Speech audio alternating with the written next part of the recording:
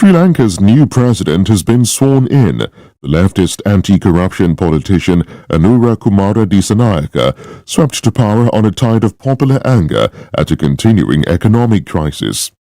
President Zelensky of Ukraine is in the U.S. where he's due to address world leaders at the UN General Assembly. He'll later meet Joe Biden as he tries to persuade Western powers to allow the use of their long-range missiles to strike targets deep within Russia. A former British defense minister is to face questions over his role in shielding British special forces from prosecution for alleged war crimes in Afghanistan.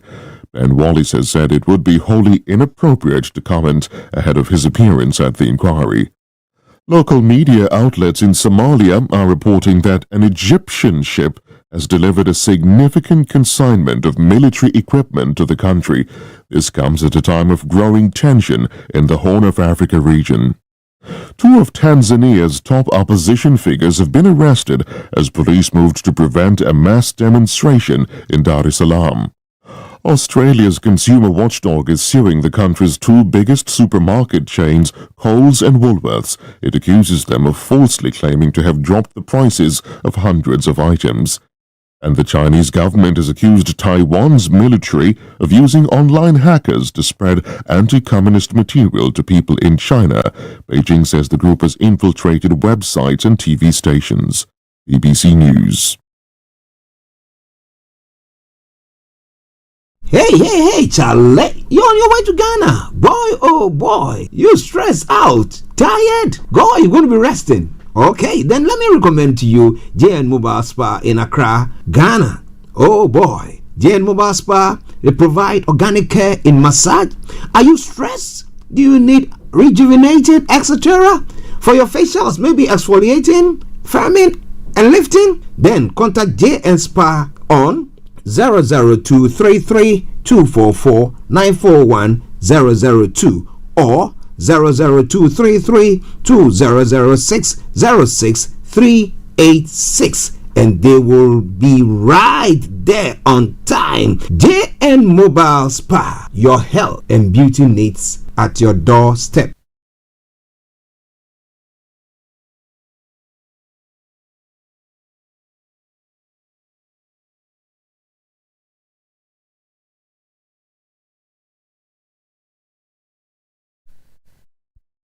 You're on your way to Ghana. Boy, oh boy, you stressed out, tired? God, you're going to be resting. Okay, then let me recommend to you JN Mobile Spa in Accra, Ghana. Oh boy, JN Mobile Spa, they provide organic care in massage. Are you stressed? Do you need rejuvenated, etc.?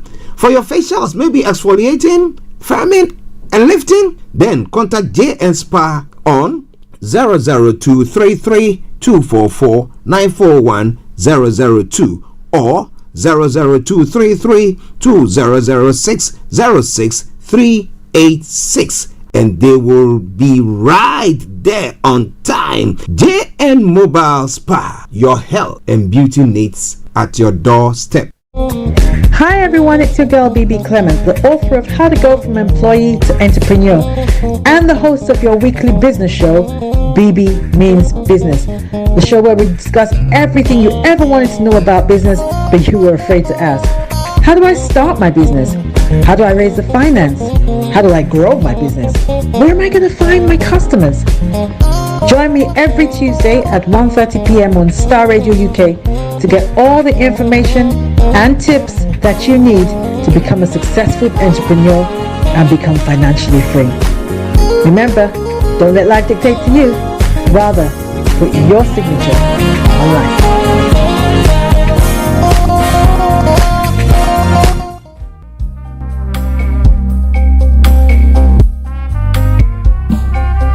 Are you looking for the fastest, reliable, and trustworthy door-to-door shipment company? Well, look no further. When was the last time your family received a shipment back in Ghana on time and intact? You are not sure?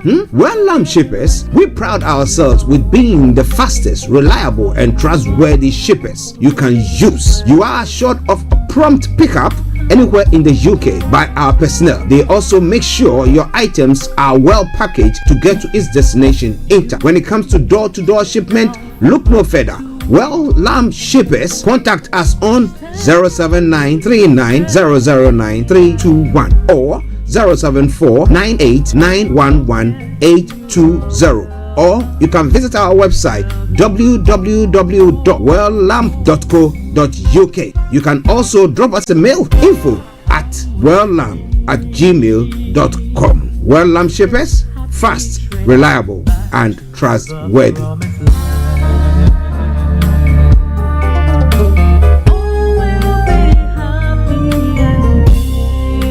Hi guys, this is your friend Uruj from SendWave. SendWave is a money transfer app that is used by people all over the world to send money to their loved ones in Africa.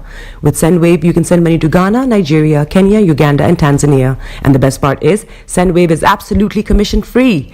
Our exchange rates are excellent. You can see for yourself by checking them out on our website. So how do you use SendWave? SendWave is an app that you can download onto your phone from the App Store or Google Play Store. The app is free to download. After downloading it, just open the app and enter your name, email, and phone number. That's it. You're good to go. Make sure you use the promo code SR. S for Starr, R for Radio. This promo code will give you £5 free credit to send to Africa on your first transaction. Your money will be delivered to your recipient within seconds. Feel free to call me on 0749 7377 647 at any time. I'll be happy to tell you all about SendWave and help you in any way I can. Remember to use the promo code SR for £5 free credit. Medasse. Hi there. Are you dreaming of owning your own house in Ghana? Then you will need a well-documented piece of land that is free from troubles. I highly recommend My Africa Property for any size of land that you will need. With My Africa Property, lands are available in Prampram, Sopoli, Tohenia, Ogome, Dodova, Winneba, and many other locations at affordable prices. These locations are about an hour away from the airport, only 35 minutes from the motorway, 10 minutes drive from Central University College, 10 minutes drive to the beach, and close to Prampram Senior High School and Ghana Men's Soccer Center of Excellence. For more details, visit our website www.myafricaproperty.com or call our UK office on 0208 123 2523. For our US and Canada offices, call us on +1 585 184 994145. You can also email us at ghana@myafricaproperty.com. Getting onto the property ladder has never been easy until now. Join us this and every Thursday from 7 p.m. to 8:30 p.m. live on the Property Hour Show on Starr Radio UK, where we talk to mortgage brokers, property developers, estate agents, landlord, tenant, property consultants on how to invest or get into the property business and make money. You can't afford to miss this. The Property Hour Show is your best source into the property industry. Tune in to On Point here on Starr Radio UK with Empress Regina every Monday at 5 p.m. GMT. Looking forward to your company. Hey, Charlie. You're on your way to Ghana. Boy, oh boy. You stressed out. Tired? Go, you're going to be resting. Okay, then let me recommend to you JN Mobile Spa in Accra, Ghana. Oh boy. JN Mobile Spa, they provide organic care in massage. Are you stressed? Do you need rejuvenated, etc.? For your facials, maybe exfoliating, firming, and lifting? Then contact JN Spa on 00233 244 941 002 or 00233 2006 06386, and they will be right there on time. JN Mobile Spa, your health and beauty needs at your doorstep. Hi everyone, it's your girl BB Clement, the author of How to Go from Employee to Entrepreneur and the host of your weekly business show, BB Means Business, the show where we discuss everything you ever wanted to know about business but you were afraid to ask. How do I start my business? How do I raise the finance? How do I grow my business? Where am I going to find my customers? Join me every Tuesday at 1:30 p.m. on Starr Radio UK to get all the information and tips that you need to become a successful entrepreneur and become financially free. Remember, don't let life dictate to you. Rather, put your signature on life.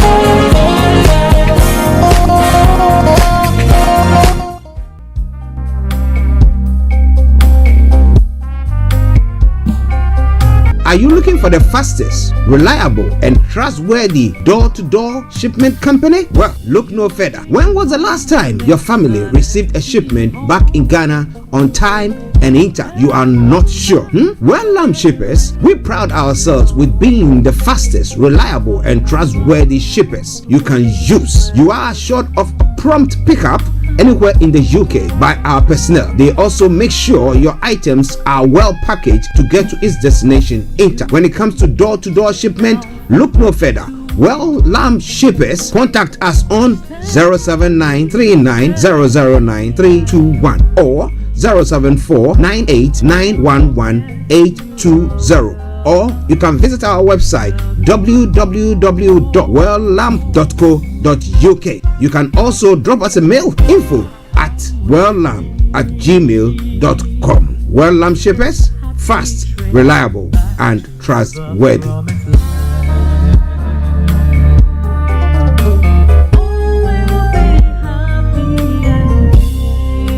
Hi guys, this is your friend Uruj from SendWave. SendWave is a money transfer app that is used by people all over the world to send money to their loved ones in Africa.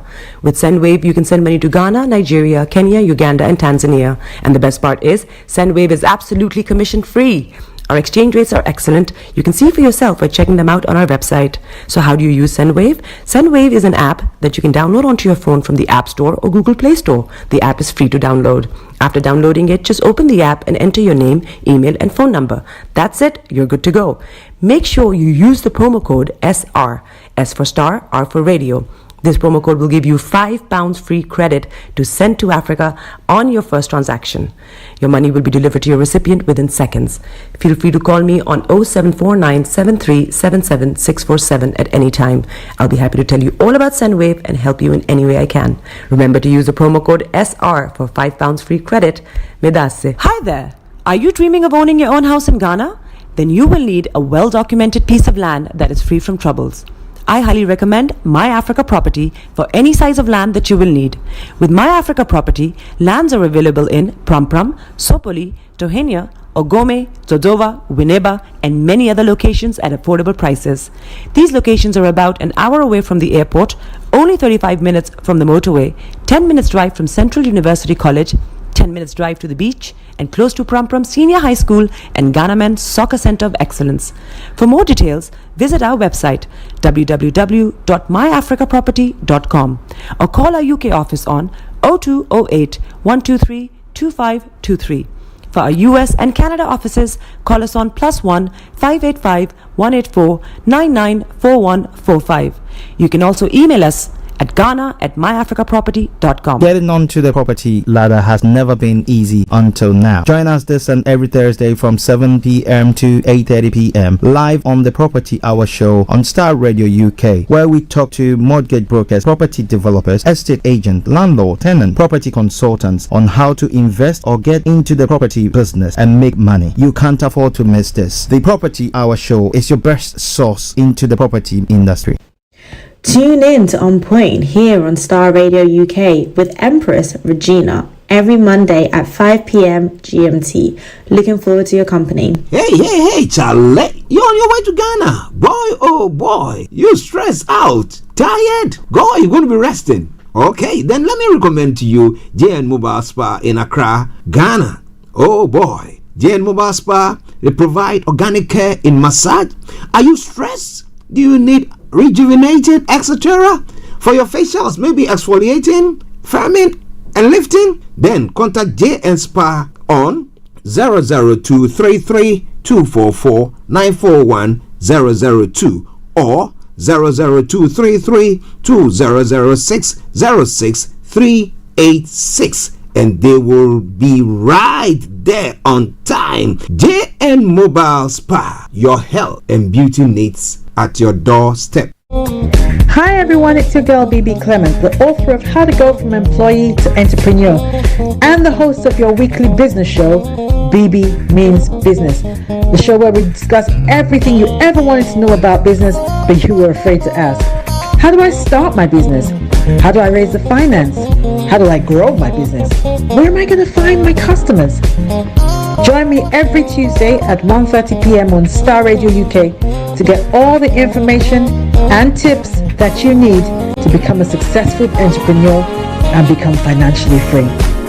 Remember, don't let life dictate to you. Rather, put your signature on life.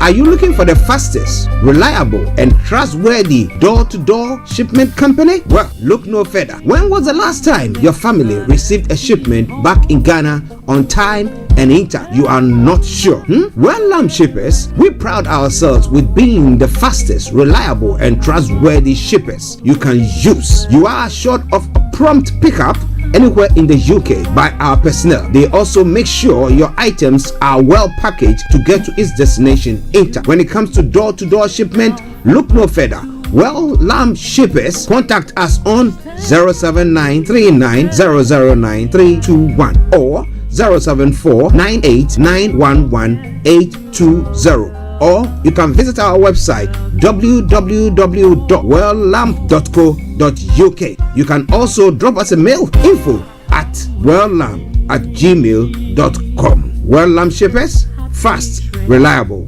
and trustworthy.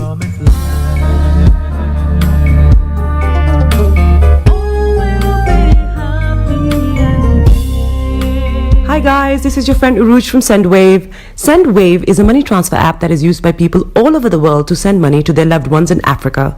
With SendWave, you can send money to Ghana, Nigeria, Kenya, Uganda, and Tanzania. And the best part is, SendWave is absolutely commission-free. Our exchange rates are excellent. You can see for yourself by checking them out on our website. So how do you use SendWave? SendWave is an app that you can download onto your phone from the App Store or Google Play Store. The app is free to download. After downloading it, just open the app and enter your name, email, and phone number. That's it. You're good to go. Make sure you use the promo code SR, S for Star, R for Radio. This promo code will give you £5 free credit to send to Africa on your first transaction. Your money will be delivered to your recipient within seconds. Feel free to call me on 0749 7377 647 at any time. I'll be happy to tell you all about SendWave and help you in any way I can. Remember to use the promo code SR for £5 free credit. Medasse. The best radio show.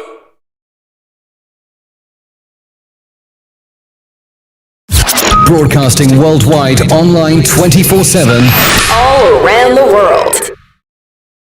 This is Starr Radio UK. Are you ready to turn it up? 10, 9, 8, 7, 6, 5, 4, 3, 2, 1. Smile, though your heart is aching. Smile even though it's breaking. When there are clouds in the sky, you get by. If you smile through your fear and sorrow, smile and maybe tomorrow you find that life is still worthwhile if you just smile. Hey, this is Archie and you are listening to Starr Radio UK and The Morning Show. And the morning show.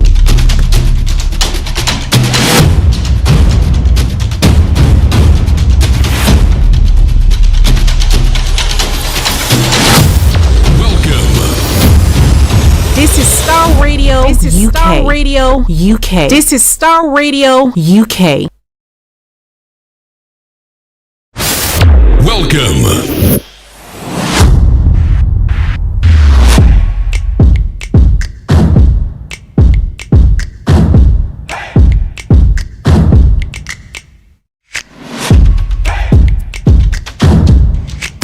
Broadcasting worldwide, online 24/7.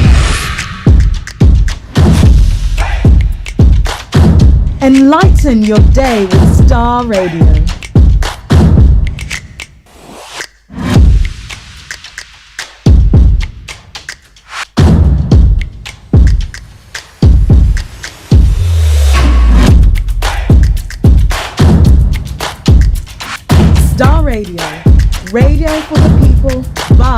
people.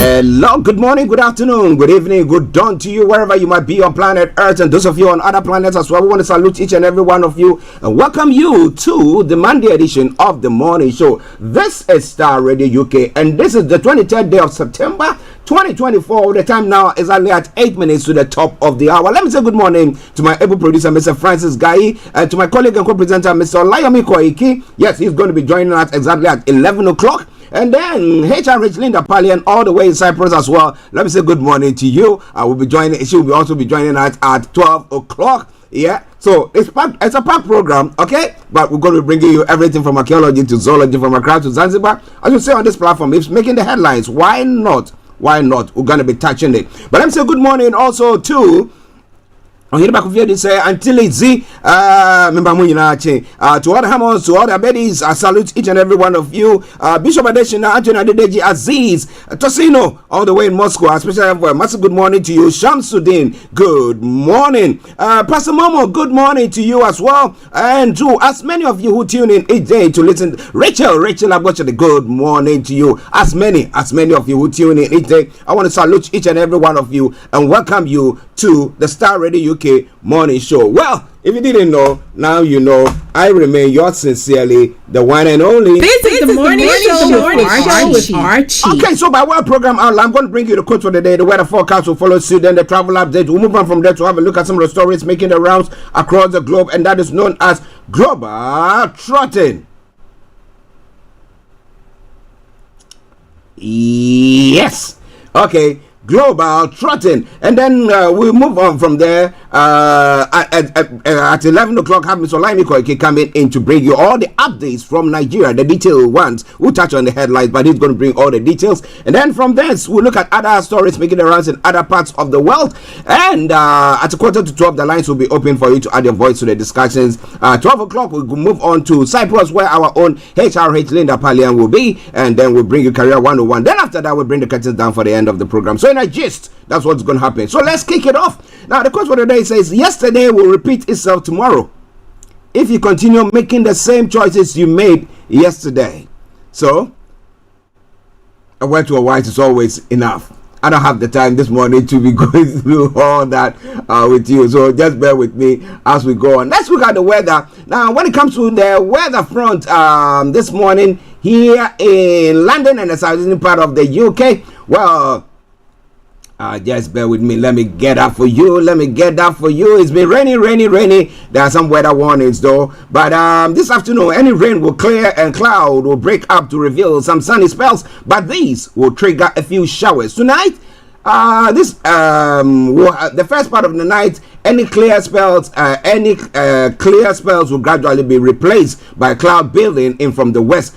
Actually, rain will then develop in the early hours as well. Top temperature is going to be 18 degrees. The lowest is going to be 13 degrees. UV level is going to be low. Pollution is going to be low. Sunset 18:55 and sunrise for tomorrow morning 06:49 hours. And that brings us to the end of the weather forecast on your travels this morning as well. At 5 minutes to the top of the hour as we are cracking on. Yes. For the underground this morning, Bakerloo line has got severe delays. Check it out.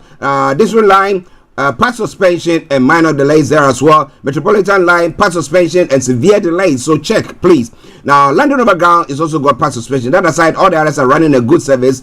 DLR and London Tramlink, good service there. Starr Radio UK, your favorite African and Caribbean radio station in London. On the major roads in London, I can tell you shortly, there are no delays there at all. So you can zoom through it like no man's business. The London River Bus, good service. The London Cable Car, good service there. Bringing us straight to the final segment of the travel update. That is the National Rail. And as we say, keep your eyes on the roads. Keep your eyes on the roads as we keep it navigated, our promise, our bond. So, on the National Rail this morning, cross country I've got special service, Great Western Railway, special service, Island Line special service, ScotRail special service, Southwestern Railway severe delays, and Southeastern minor delays. So that brings us to the end of the travel updates there. And let me say it or put it this way. Good morning, good afternoon, good evening, good dawn to you, wherever you might be. This is Star Radio UK, and we say enjoy your commute for today. But you know what? Continue to keep those eyes where?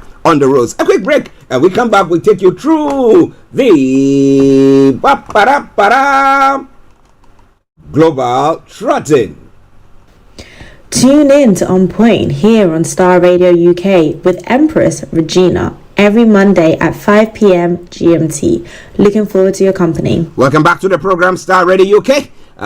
Empress Regina, good morning to you wherever you might be. Let's move on to the story speaking the rounds, that is global trotting. Yes. Now, coming from Nigeria, I weep for Nigeria's democracy. Governor Finitri condemns Edo elections. And Oyo residents, AAC members, stormed state secretariat to protest ongoing demolition of houses by Makinde's government. Now, I say it all the time, if the demolition is based on the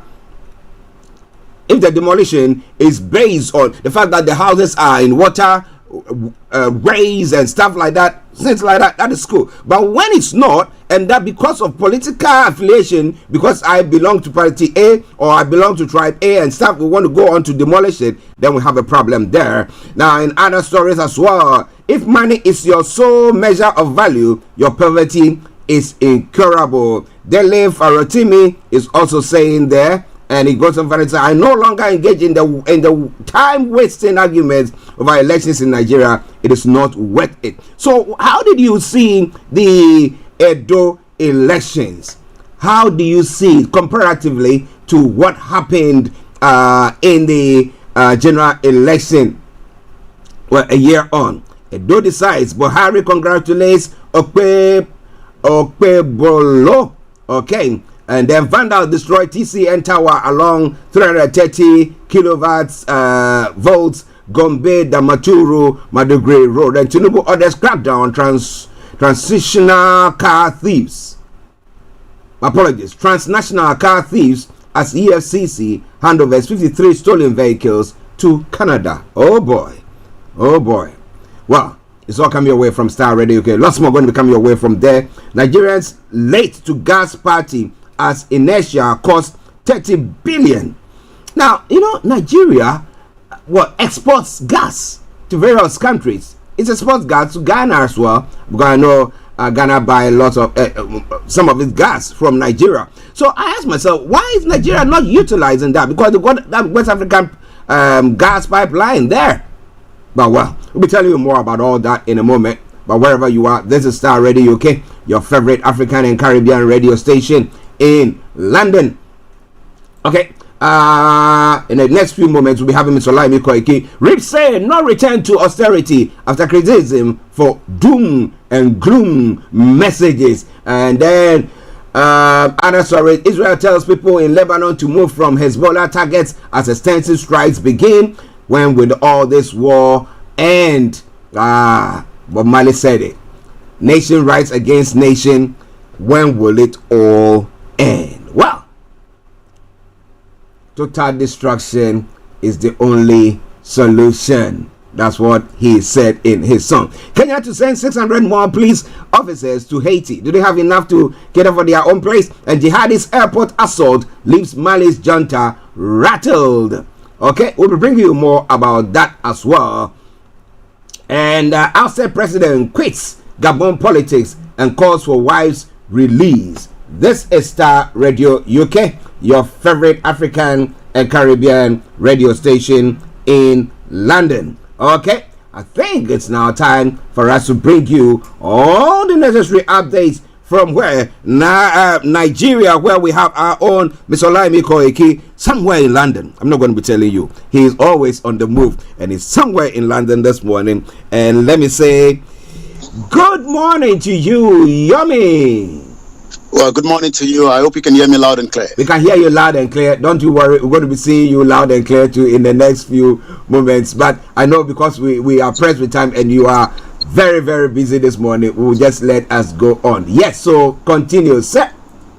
Well, good morning. We have, we have the ample time of, the next 20, 25 minutes, and then we can just, take it as it is. You're quite right. I'm just approximately not too far away from the M25 this morning. I could tell you that, as you've been reporting, the weather this morning, I actually left home very early as usual, and it was pouring. I've got my jacket at the back there, but I can tell you it has actually created the heavy traffic. I've picked up a bit of flood, going into the Porter's Bar this morning, but I can tell you right on the M25, at the service lane where we are parked, so that we can give the update, not just coming up from Nigeria, but also what is happening in the UK, because it looks like as the winter is getting closer, the weather is changing gradually. We thought we were still in summer, but you better have that jacket on. I've got my coffee on as well, and as always, you have been warned and told, if you're traveling a lot on the motorway,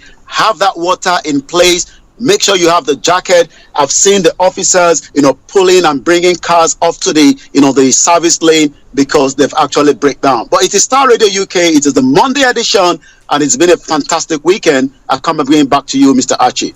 Okay, ladies and gentlemen, Mr. Olayomi Koiki on the motorway somewhere. Yes, but hope it was a very good weekend. Well, it was a fantastic weekend. As usual, we got to be grateful because, the weekend is when, we have a bit of relaxation. The sporting event was happening. And I also, went to say shout out to my mom. But it looks like each time I go there, the Tottenham is at home. And that means, there's money going on. The activities, especially the economy in the UK as well, is having a big impact on many people. So those businesses need that sporting activities. It was Anthony Joshua, even though a Nigerian, British Nigeria, let's put it that way, lost the boxing fight. And it looks like it was a fantastic weekend. And the Sunday, it's all about getting ready again for the school run and getting ready for some of the project that we have in hand as well. All right. Now, comparing the motorway that you are traveling on to, I remember back in the day when I visited Nigeria, I was saying that was the first time I saw like proper motorways in Africa, and I was like, wow. You look at the speed of development that was going on in Nigeria.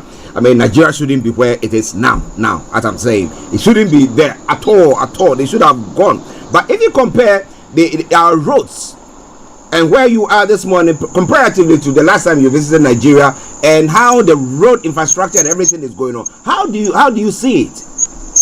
Well, 2.3 Nigerian road network. It has the largest road network in West Africa, but it has never had the good infrastructure to support it. What you tend to understand is, when we travel, on the road network, it's not just the motorway. We're talking about the B road, those B road that are still, drivable, motorable, even though as the weather is getting a little bit, funny this time around, you got to drive very, very carefully. And I can tell you, the RAC is just picking up, maybe dropping off or something right here. So it is important that the road network, in Nigeria should have been the best, but apparently, it has always been the same road network that has been built, during the, the Western region. I remember traveling to Iwokwe Paper Mill.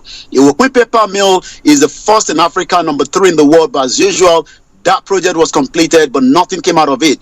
But something that was unique about it is the road. As much as the road were all dilapidated, but to the edge of the road, you can still see the structure of what the road network was like during the Western region. But let's talk about the road network today in Nigeria. It is becoming unbearable. And since you talked about that, let me take you back to an headline that I've just picked up during the, the report coming from one of the news dailies in Nigeria last year, November. Nigeria road infrastructure remains decrypted. It looks like a big English there, but let's break it down quickly. A report on the quality of roads in African countries on Sunday confirmed that Nigeria dismal condition and reminder its leader of the need to act decisively to reverse its coating study. This was undertaken by the IMF, Business Inside Nigeria, a ranking showing Nigeria as having the 6th worst road infrastructure on the continent. Wow. 6th worst road. Well, we will have time to talk about it during the course of the week. We will have to come to what the president was trying to do, and a few challenges that were coming. And those few challenges, as you mentioned, these challenges is President Bola Tinubu and the new Minister of Works, David Umahi. We remember that we had Rotimi Amechi that told Buhari, the former president, that the rail network, was meant to be protected. Terrorists attacked it. We lost Dr. Chinelo. We lost a couple of Nigerians. A lot of people have to pay ransom as well. But the new minister would have to quickly translate their repeated promises to transform the Nigerian roads into action. I could tell you from the way I've parked, lorries upon lorries moving goods, because as we know, logistics is one of the most important business in the world. And if you don't have the road network, your logistics will remain very, very unbearable, because moving things on the road when there is no good roads mean that lorries are spending hours. And that is why many Nigerians are dying of the fumes coming out of these vehicles, especially most of them are imported into the country after being used for a very long time from other part of the world. Well, ladies and gentlemen, this is Starr Radio UK, your favorite African and Caribbean radio station in London at exactly 7 minutes past 11. Miss Olayomi Koiki in London, yes, on M25 somewhere. And I'm Archie here, and I'm not saying that he's driving and he's showing his face like that. No, he's parked at a service station, and that's why we are having the conversation. All right then. Okay, so now let's come to some of the substantive issue that's going on in Nigeria. They do elections. Now, how bad was it for Governor Finitri to say that he weeps for Nigeria, Yomi? Well, you would expect that maybe there will be some kind of changes, especially after the first year of the government of APC of Tinubu, that maybe, just maybe, they will be losing that election. But it's the other way around. And it seems that many Nigerians, whether through hooks or crimes, but it seems that the politicians, it's always about do or die when it comes to election in Africa. So, as the election result has now been declared by INEC, APC Okpabo Hulu, is the winner of Edo election. A video has surfaced that the president promised to take back Edo for them, but it looks like many Nigerians are reacting, and not just Nigerians that are reacting, even the governors from the PDP. You just spoke about, Daily Momodu talking about, the election itself. There's a lot of reaction. I'll be telling you those reaction in just about a few minutes. But what I can tell you, that it seems, as usual, this election has not gone as it's meant to be. And even though the presidency is calling it a victory, but a governor says, I weep for Nigerian democracy. This is coming from Governor Fintiri, condemns the Edo election as much as INEC has declared the winner. Is from, is the governor, I'm trying to pick out which of the state. On Saturday, the INEC declared, Monday, Okpabo as the candidate. But it seems that Fintiri in a statement said he weep for Nigerian democracy, describing the exercise as shameful, and not just shameful alone. It looks like, these governors and many Nigerians are truly not satisfied with the outcome of the result. This blatant disregard for democratic norms is the real brigandage. Nigerians are outraged, slamming INEC for compromising and favoring APC. Even Davido, one of the biggest artists in the world, complained about INEC as being the worst institution that we ever have in Nigeria. Interesting. Now, has the INEC boss been changed since the president came in, or they still kept him? Well, I don't think the president wants to change him now, since he has done the bidding and the offer, as a lot of people are suggesting that is what played out during the election last year. Yakubu Mahmood is still the INEC chairman, even though there was quite a lot of prayers that maybe the prayers could not take him out. It looks like Tinubu is still holding the card on the INEC chairman this morning. Okay, ladies and gentlemen, Starr Radio UK, what do you think about the election results in Nigeria? Feel free and just get in touch with us, and we will do so. Okay, and all your residents, AAC members, storm State Secretariat to protest ongoing demolition of houses by Makinde's government. Now, interestingly, in Africa, It's not only Africa. In other parts of the world, somebody comes in, and if it's his party, he protects the people in this party. So you might have done something, but but when somebody comes doesn't like you, they start destroying your properties, destroying. And so is that what has gone on in Oyo? The first thing is that these illegal,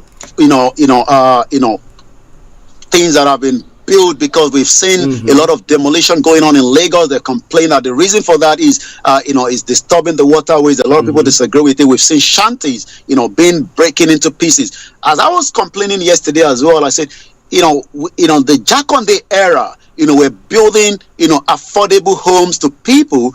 As many Nigerians are moving into Lagos State to survive, because Lagos people wants to survive, but not realizing how expensive it is, and a lot of people end up into a drastic situation where they cannot afford a very good accommodation. But we are not talking about Lagos now. We're talking about Oyo State. Oyo State, as you say there, the members of the AAC, which is Showere's political party, have now stormed the state secretariat to protest on the ongoing of houses by Makinde. What could be the reason? I've not seen any report coming from the Oyo State government, as we speak right now. But from what they are saying, residents and render thousands of them homeless due to this demolition.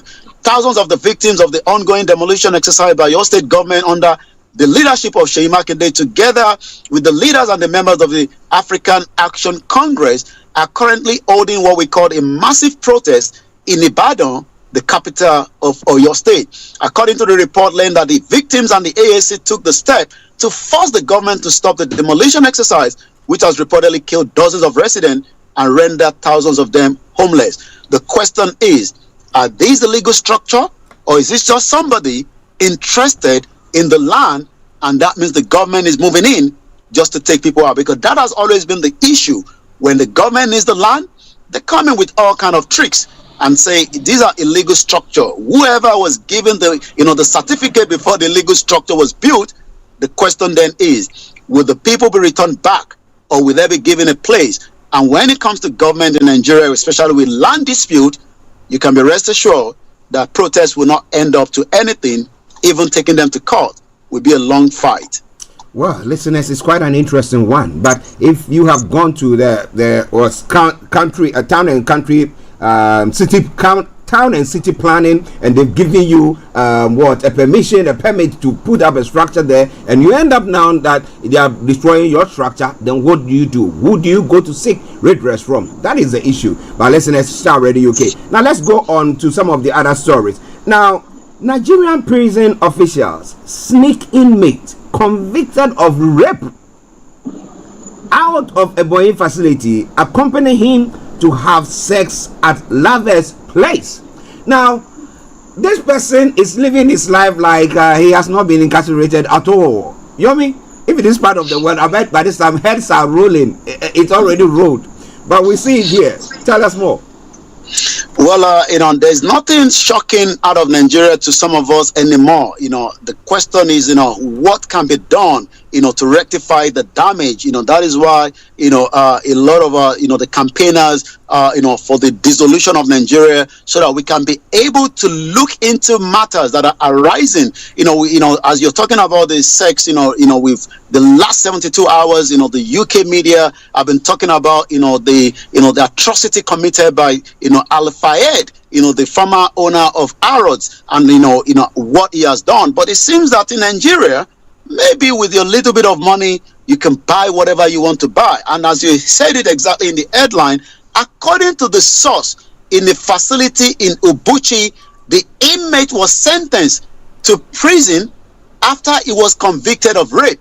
You would expect that should be where he used to be, or that is where he's meant to be. But apparently, officials of the Afikpo Correlation Center in Ebonyi State have now taken him out to have more sex with people, maybe the sex, broker or the prostitute. But it looks like what we heard, that they took that inmate out of the facility illegally, not just for the prostitute, but apparently to see his girlfriend for a conjugal visit. But again, as you might tell, if you're visiting a prisoner in the UK, you will not be allowed to have a spare room where you can have the rumpy. Wow, it's interesting, Africa.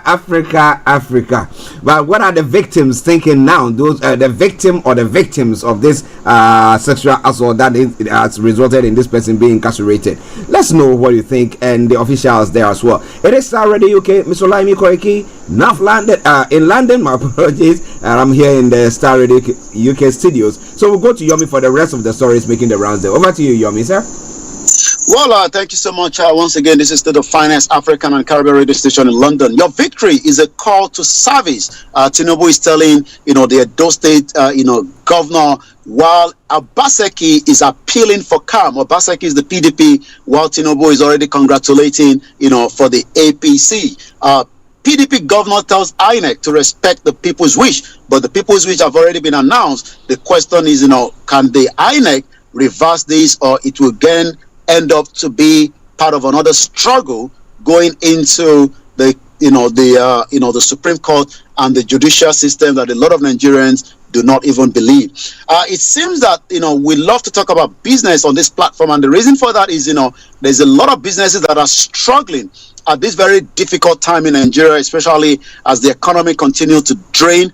As much as the president was telling us that the Coca-Cola are planning to invest $1 billion in the Nigerian economy. The question is, many Nigerians will be waiting, to see when actually all this is going to materialize. But like, Rwani was saying, one of the economic committee of the new government, even though he was a critic of the government, but it seems that anybody that is a critic has turned around, to become the lover of the government. Rwani, and economics has told us that by 2026, the Nigerian economy will be seeing about $400 billion and will be one of the top in the sub-Saharan African as well. So this morning, the tariff hike looms as the monthly power subsidy hit 18 billion naira.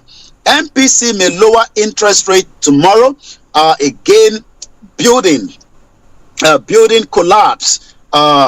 Claim 1,574 lives in the 50 years. We've seen a lot of buildings that have been collapsing, and the question is, what can be done to protect many Nigerians, whether you are the one building or you are just the one that are renting some of this as well. So let's go straight to more other headline before we go on to what is happening on the social media this morning. Once again, you're still enjoying the Starr Radio UK. Nigerian EFCC warns comedian and skit maker against unauthorized use of his uniforms, orders for entertainment. And again, as much as it seems that the content creators are making money, but they're also making the hell of abuse of especially the elderly, the widows, and the children. There was a particular one I was watching this morning, and in the Yoruba language, the young man was saying over the phone that I've just seen 4 elderly women that I would like to, I don't want to use the word, the English word here, but I'll just say that I'm going to take their, life. Eventually, the elderly could hear him on the phone, and you could see how they fled out of the seat, and one of them were falling over. And you could tell that when an elderly person got injured, especially in a system that is not good medical facility, it will take time for the bone to heal, even if the bone is going to heal. So we are appealing not just to uniform, but also to those content creators in Nigeria to be very careful of the kind of content that they are producing, especially with the elderly. The EFCC, in a statement on Monday today, noted that an old video codenamed EFCC and the Army Wahala is regaining traction across the social media, and they are now asking comedians and skit makers to desist from using his operational accoutrement in any of their videos. That is coming as well. Adopted students and staff of University of Nigeria Federal University have now regained freedom after 7 months. I was explaining to my listeners yesterday during one of my broadcasts that a New Zealand pilot that flew into Papua New Guinea was detained by the Liberation Rebel, and it took 19 months, for negotiation, but it was eventually free. The question is, why is it taking the federal government of Nigeria to get people to be free as quickly as possible? But it looks like these adopted students of the staff of Nigerian Federal University, Gwazu, have now regained freedom after 7 months. This was actually disclosed in a series of tweets on Monday morning by the counter-insurgency expert in the Lake Chad area of Zangazalo Mahlama. At least 15 of the students and the staff members of the Federal University Gasu in Zamfara State have regained their freedom from the captivity after being held by the group of terrorists who kidnapped them 7 months ago. So I'm going to take one more, move straight to the social media, then come back again to you as we wind this down in just about a few minutes. A 21-year-old scavenger arrested in Bauchi for vandalizing gravels to steal iron rods for food and marijuana. A lot of these are going on not just only in that part of the state, but also in Lagos State, as many individuals are going around removing metal that are meant to protect, the road network and converting them, to goods stolen from the government, and also you have buying marijuana and because of hunger. So it looks like Nigeria is a very desperate situation right now. The last one from the news before we go to social media is coming from, Femi Falana, an activist, also a senior advocate of Nigeria. To Mere Technimont disclosed that Port Harcourt refinery completion date within 7 days, or the federal government will be facing illegal action. In a letter addressed to the managing director of the Mere Technimont SPA, the company handling the project, Femi Falana, referenced the $1.5 billion contract awarded by the federal government of Nigeria for the overhaul of the refineries. The senior advocate of Nigeria and a human rights lawyer, Femi Falana, has officially requested information regarding the completion date for the long overdue rehabilitation of the Port Harcourt refinery. We're talking about $1.5 billion that the federal government has paid. He has now said, if nothing is done, his company, Falana Chamber, which I have the letter here dated the 17th of September, the managing director, Mere Technimont SP, requests for information on when the completion date of the rehabilitation of the Port Harcourt refinery. I, Femi Falana, a Nigerian lawyer and the chair of the Alliance in Surviving COVID-19 Beyond, a non-governmental government organization in Nigeria, I have confirmed that the federal government of Nigeria awarded a contract for rehabilitation of the Port Harcourt refinery to your reputable company to the sum of $1.5 billion, in line with the terms of the contract, which was awarded sometimes in April 2021. The project is expected to complete in 3 phases, 18, 24, and 44 months. It was therefore become necessary to request to the management of the company to furnish me with information on the completion of the date. As this request is made under the Freedom of Information Act, inapplicable, you have 7 days. Well, I'll wait to see if that 7 days will be respected by this company, because we know freedom of information in Nigeria is not as easy as receiving or retrieving, rather, when it comes to the UK government. Let's go straight to the social media before I come to you, Mr. Archie. According to Simon Ekpa, the PM government in exile of the Biafra government in exile, Biafra government self-referendum voting in Edo versus the Nigerian terrorist government election in Edo, with some videos of how rigging, manipulation continue to go on. And it's coming also from a headline from the Channels television says, INEC declaration of Okubo does not reflect the will of the people. So Simon Ekpa is actually comparing how they've been able to do their referendum without anybody being hurt. Also, as I speak to you this morning, at Ile-Ife, the Yoruba National Day is already ongoing, and the theme and the symposium for the day is 136 years of the Kiriji War, a lot of war that was fought among different Yorubas, and as things become settled, it has now become every year the celebration, culture, and food, whether you're from Ekiti State, Kwara, Kogi, Ondo, or Lagos, or your state, coming together to celebrate it. Not just that alone, also to celebrate, to also discuss the 201-year invasion of the Fulanis into the territory. So a lot of reaction is going on right now with the election in Edo State. But like I said, there's so many other engagement on the social media this morning as a lot is happening in Nigeria. But like I said, from what Dele Farotimi said, you told us earlier, if money is your sole measure of value, your poverty is actually incurable.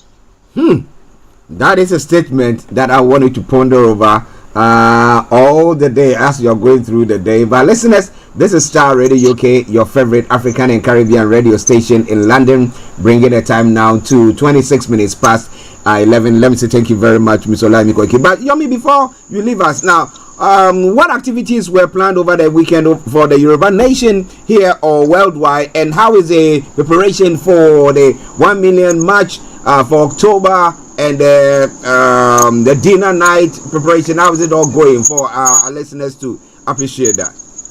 Well, we had Dr. Chief Sunday Igboho, had a engagement on the TikTok with over 100,000 viewers, and not just engagement, because we've now realized that a lot of people continue to open all kind of platform calling it Igboho, and it looks like it has become a money venture as a branded name. So he actually had to open an official one, and he was also donating to 40 people at average of 5,000 naira just to buy data at a very difficult time in Nigeria. He'll be doing a little bit more with over 100. The wife also will be doing more towards his birthday, and also that will be on Rockbo on TikTok. But what you asked is about the dinner.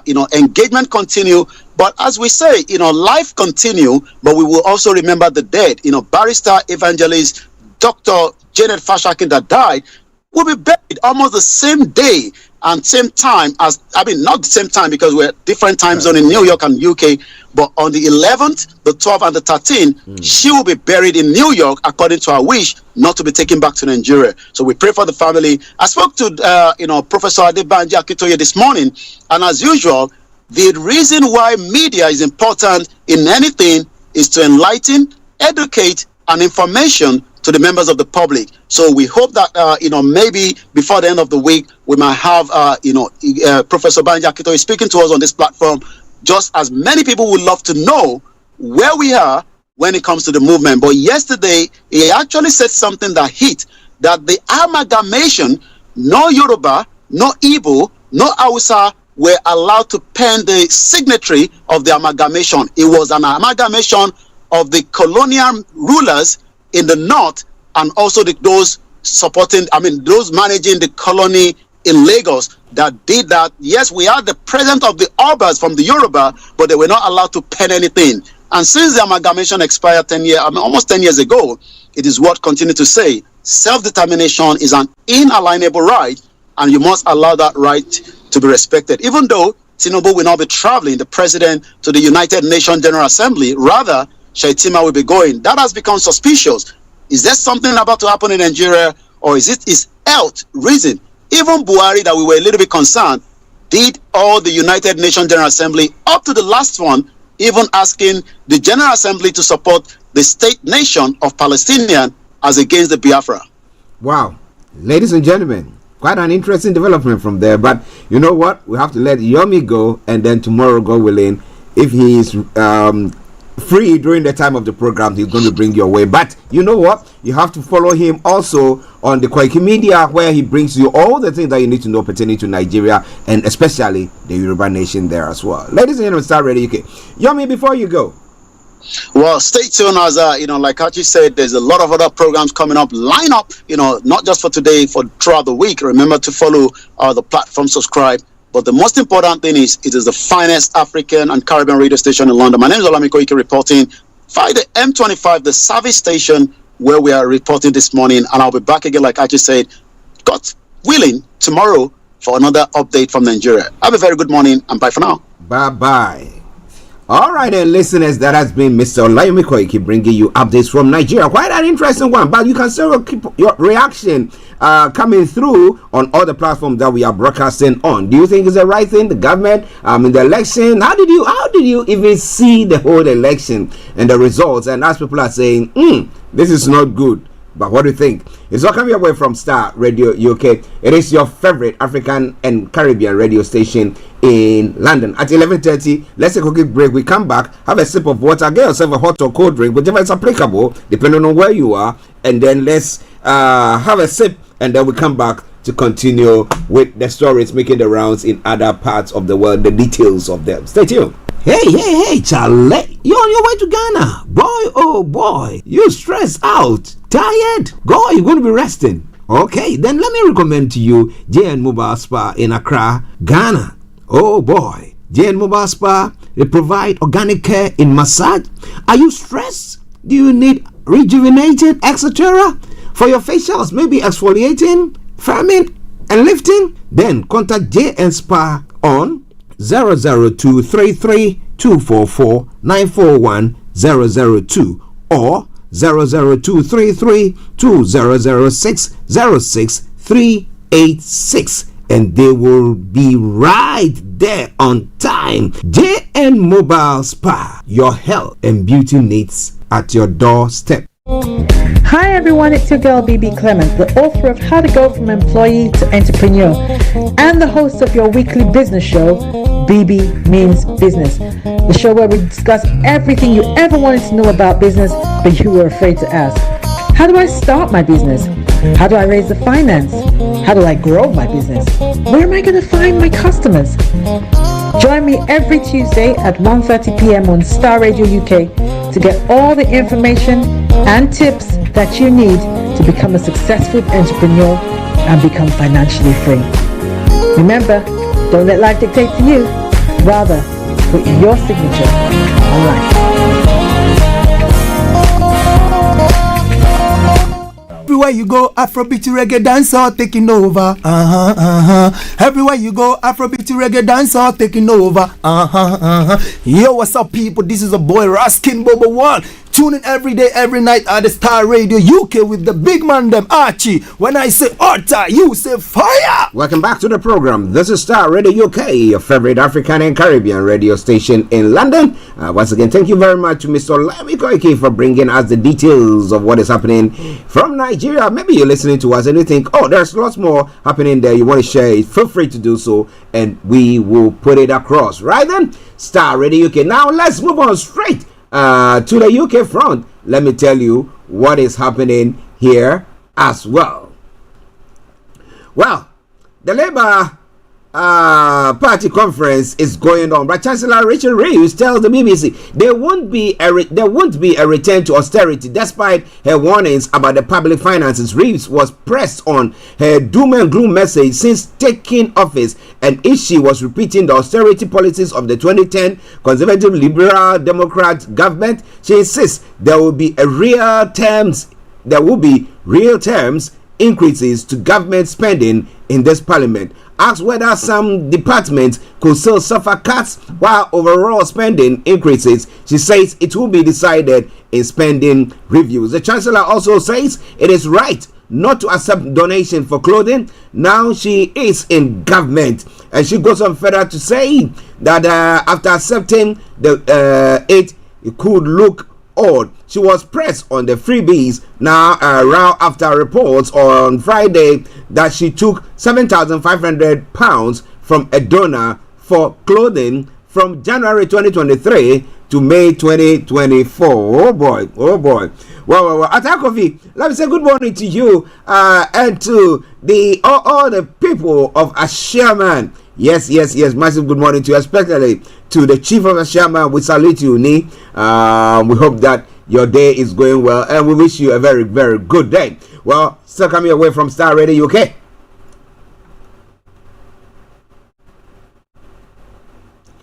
Okay. Now, boy not prosecuted over riots due to wrath of parents. A 40-year-old boy caught up in the riot sparked by the Southport stabbings avoided punishment after police and prosecutors decided the wrath of his parent was sufficient. What did the parents do? Oh boy. Now, if it's from an African heritage or from my country, Ghana, from Nigeria, how the parents will whip you yourself. Now, Stephen Parkinson, Director of Public Prosecutions, said the telling off of the child received after being matched to a police station was more effective than taking him through the court. More than 570 people have appeared in the court in relation to the disorder, with some analysis coming through in August, finding at least 49 of those charged were aged under 18. Now, Mr. Parkinson said prosecutors were very alive to the risk of children being criminalized unnecessarily, but sometimes I'm afraid the state has to intervene. The DPP told PA News Agency that we had an instance where a family matched their 14-year-old to the police station, having seen on social media that that individual had been involved in this disorder. And actually, we took the decision that the rat that had been visited on that child by his parent was more effective than anything the criminal justice system could deliver. In contrast, Mr. Parkinson said the Crown Prosecutor's Service had come across families who regarded joining in riots as a day out. Last Tuesday, the youngest person to appear in court over the riot was given a 12-month referral order and a 3-month curfew after pleading guilty to violent disorder. A 12-year-old boy who cannot be named threw 2 stones at police officers. Sometimes the state, I'm afraid, has to intervene, Mr. Parkinson said. Well, I told you, if it's from Nigeria or from Ghana and you go to misbehave like that, how your parents will pull your ears to the police station. By the time you get there, the police officers themselves will know that this woman or this parent, they are not for nonsense. All right. Well, it's all Starr Radio UK. But well, you go do that. Go whip your chat. Oh boy, I bet you're going to be having lots of programs coming your way from this point. Well, social services will be coming after you, right? Okay. Now, one final story, and then we'll move on to other parts of the world. The Crown Prosecution Service has said that it's twice considered bringing charges against ex-Arrows owner Mohammed Al-Fayed, but concluded there was no realistic prospect of conviction. Now, police officers presented CPS with evidence in 2009 and 2015, which our prosecutors looked carefully at it. It's confirmed. Now, fresh allegations are being made about the late billionaire who died last year at the age of 94. Information coming through said that dozens of women coming forward to say that they were raped or sexually assaulted by the businessman. In 2018, the Metropolitan Police investigated Fayed after a 15-year-old girl said he sexually assaulted her in the Harrods boardroom. The force said it handed a file of evidence to the CPS, a step which has to be taken before charges can be issued. Now, 3 other investigations into claims made by 3 other women in 2018, 2021, and 2023 got to an advanced enough stage that the CPS was called in to advise detectives, as first reported by the Sunday Times. Well, he's got assets, right? If those assets have been passed on to some other people, are they going to take it from them and then use it to defray the cost of settling these ones? Are people who are the victims of his abuse or what? It's all coming away from Starr Radio UK. Now, in other stories making the rounds, let's take it out from the US. Now, former President Donald Trump has said he does not expect to run for election again in 2028 if he is defeated in the November's presidential poll. Trump, 78, has been the Republican candidate for 3 national elections in a row and has reshaped the party greatly over the last 8 years. In an interview with Sinclair Media Group, he was asked if he could foresee another run in the event that he loses to Democratic Vice President Kamala Harris. No, I don't think. I think that will be it, Trump said. I don't see that at all. But he added that hopefully we're going to be very successful. U.S. laws bars president from serving more than 2 terms, and so Trump is not expected to run in 2028 if he wins either. In the past, the real estate mogul, has rarely acknowledged the possibility of losing the election, more often firing up supporters with speeches and social media posts pledging victory at the polls. But this is the second time in 4 days he has mentioned a chance of defeat. During an event held at the Israeli-American Council on Thursday, he brought up losing and suggested that any such losses will partly be the fault of Jewish voters. He goes on and say, do they know that the hell is happening if I don't win the election? He said, according to the various media reports, the Jewish people will have to do a lot with that if that happens, because 40% support, that means 60% of the people are voting for the enemy. Well.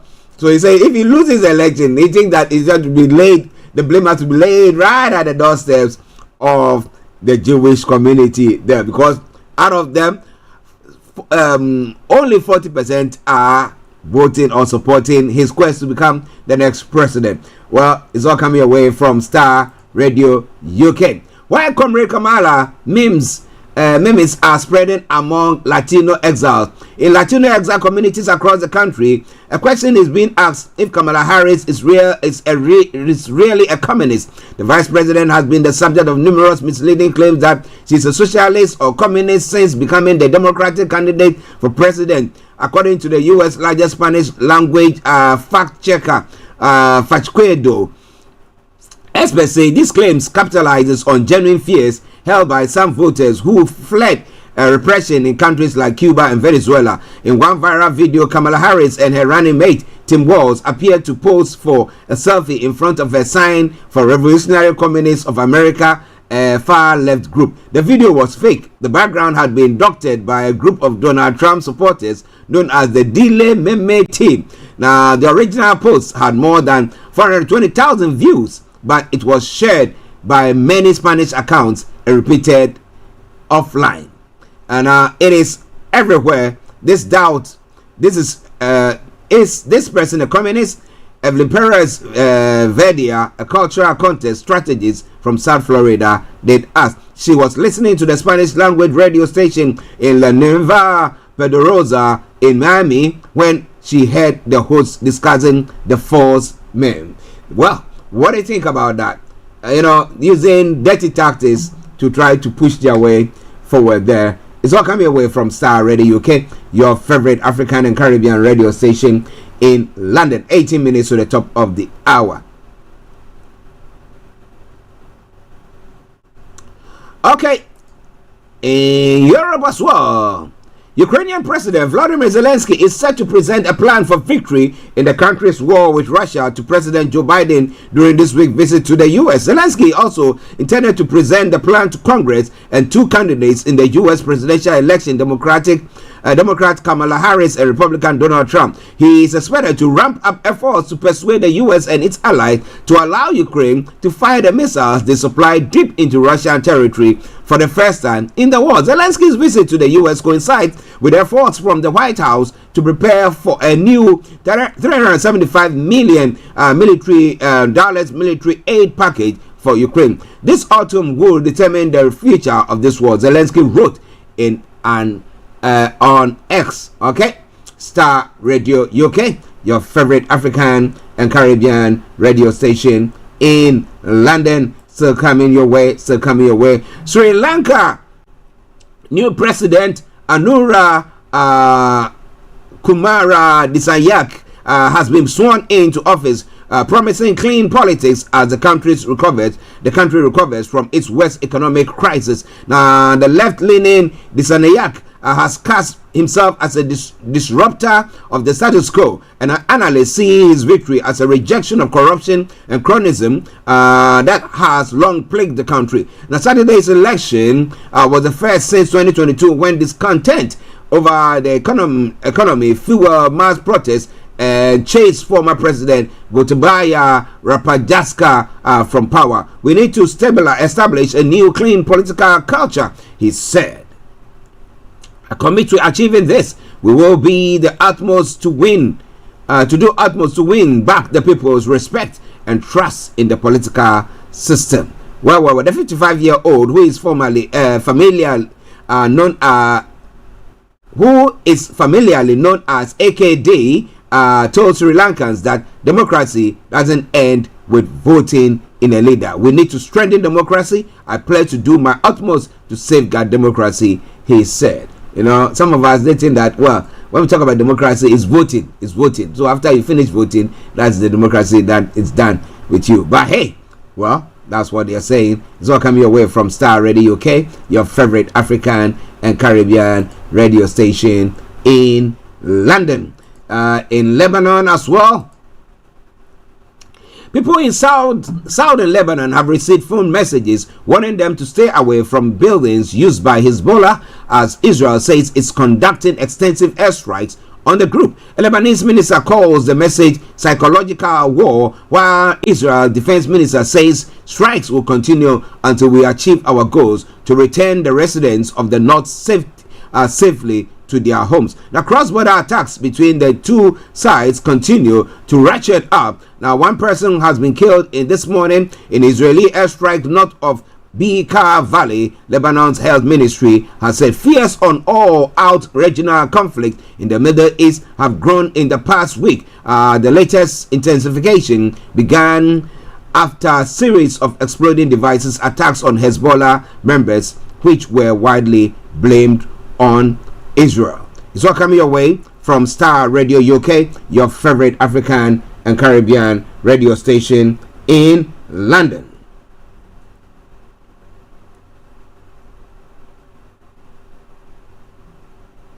Okay, now still moving on to some of the other issues making the rounds this morning.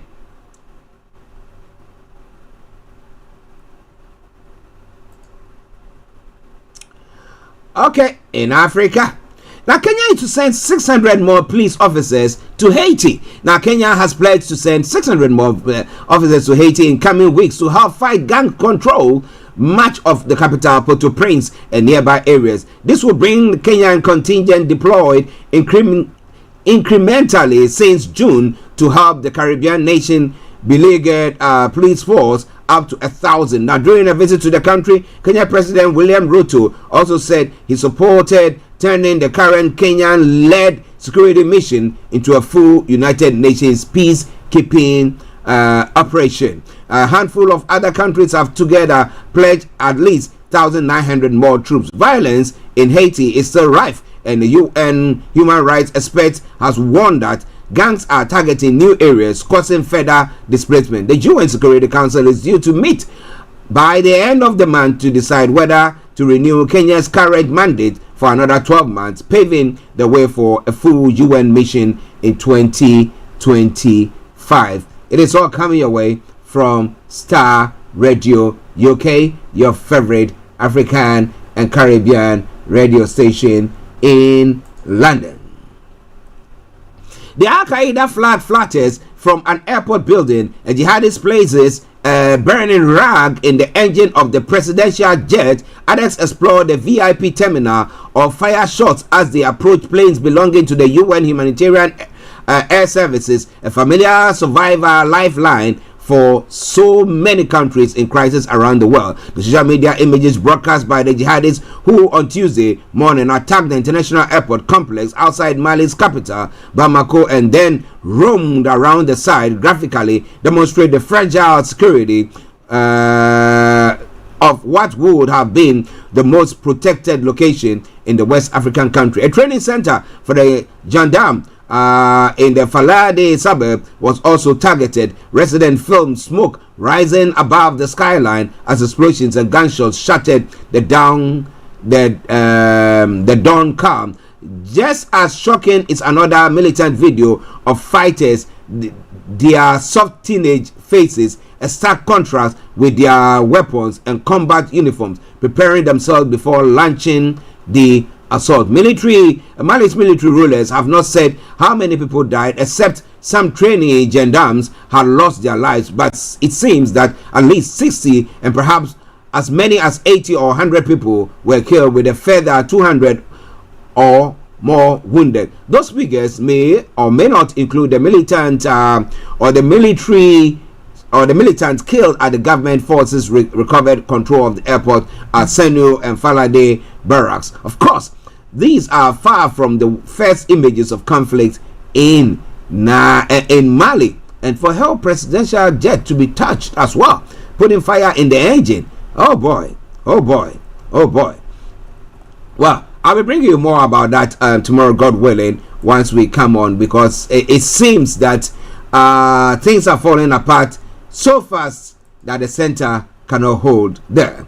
In Gabon, the post-president Ali Bongo has announced he will quit politics a year after he was toppled from power by a military group. In a quote, he said, I wish to reaffirm my withdrawal from political life and the definitive renunciation of any national ambition, Mr. Bongo said in a letter addressed to the Gabonese people. Now, the 65-year-old also called for the release of his wife and son, who are in detention awaiting trial on corruption allegations.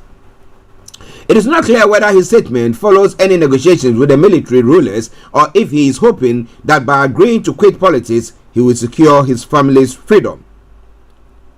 Mr. Bongo suffered a stroke in 2018, and his health was a major source of concern for many in the building up to the 2023 presidential election. The army seized power last August, shortly after Mr. Bongo was declared the winner of the election, which was disputed by the opposition. He had led the oil-rich country since 2009, when he succeeded his father, who has been in power for more than 40 years. The family has strong links with France, the former colonial power in Gabon. Well, so what do you think? Do you think the wife should be released or still kept in there? Well, this is Starr Radio UK, and this is your favorite African and Caribbean radio station in London. Now, let's come to, we'll be going to Ghana as well for a couple of stories making the rounds there, and then we come to the one and only HRH in the Pallien, wherever in Cyprus, as well, to bring you Career 101. Now, former President John Mahama has says that no efforts by the ruling New Patriotic Party government to manipulate government history for its political agenda will succeed. Speaking at an event at Nkrofo in the Lembele district of the Western region to mark the 115th birthday of Ghana's first president, Osagyefo Dr. Kwame Nkrumah, John Mahama condemned what he described as a deliberate attempt to distort the nation's history and downplay Nkrumah's contributions. The National Democratic Congress flag bearer emphasized that Ghana's historical narrative cannot be altered despite attempts to embed such revision in basic school textbooks. The hatred and bitterness harbored by those who disliked and hated Nkrumah still erupts from time to time, as exemplified in the recent outrage that was expressed by the whole nation at the description of Kwame Nkrumah in the derogatory term of what your Kwame Nkrumah. My brothers and sisters, history cannot be revised, no matter how you fill our children's textbooks with different versions of your history, Mr. Mahama asserted. He promised that the next NDC government will recognize the festival titled Journey to Nkrofo as an official event in the national calendar every year. Will that push people or cause people to gravitate towards him? Well, it's all coming your way from Starr Radio UK. The Ghana Police Service says 42 people among the Democracy Hub demonstrators who were allegedly engaged in various acts of lawlessness at the 37 intersection in Accra were arrested on Sunday, 22nd of September. The demonstrators who had unlawfully assembled at the 37 intersection were seen attacking police officers, performing their lawful duties, entering a police vehicle to remove the ignition and throwing it away, pushing down police crash barriers, and causing unlawful damage.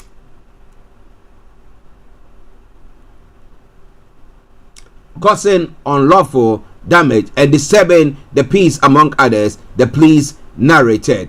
Now, according to the police, all the suspects, including some of the leaders of the group, are in the police custody and will be put before the court to face justice. The police also indicated that they are on a manhunt to get the rest of the perpetrators, including Oliver Vermaho, one of the leaders of the group, arrested to face justice. We would like to once again thank members of the public for your cooperation, and wish to assure that the police remain committed to keep the peace and ensuring security, law and order, the police concluded.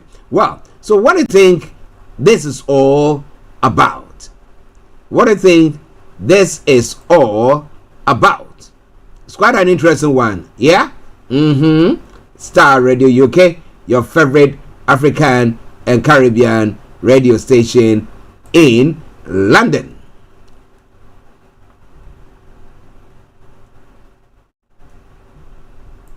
Now, a final one, still pertaining to the call by the NDC that the EC conduct a forensic audit of the registrar.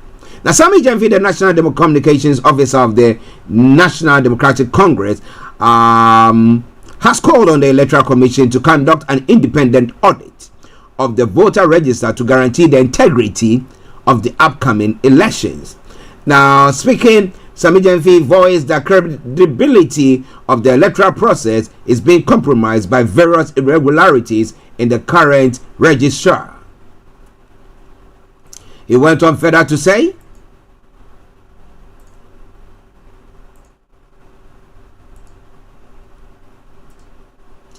he said, we've raised very serious issues that border on the sanctity of the electoral process because they touch on the credibility of the voters register. The bedrock of every free and fair elections in the world is the credibility of the register. Now, once you get the register right, the job is done in terms of ensuring that the election is free and fair. Mr. Jemfi pointed out several disturbing issues, including the deletion of 4,000 voters and the unlawful transfer of 15,000 names, which he believes undermines the right of Ghanaians to choose their leaders freely.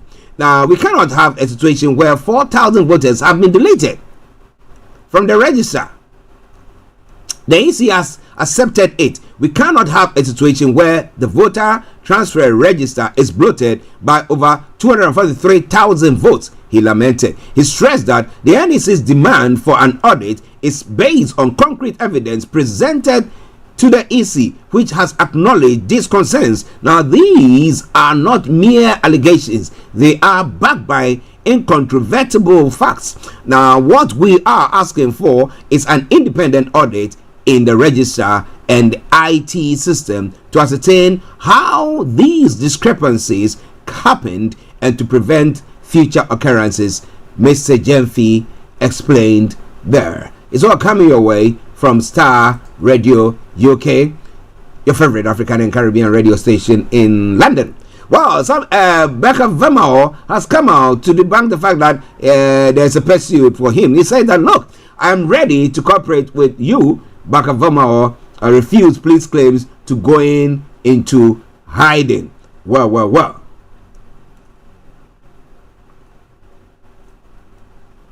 I'm trying to get one other story.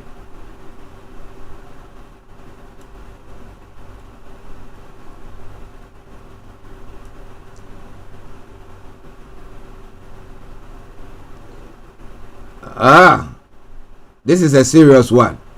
Wow. Okay, I'm not getting the ones that I wanted, so I think we'll have to call it a day. Okay, now I got it. The one I was looking for.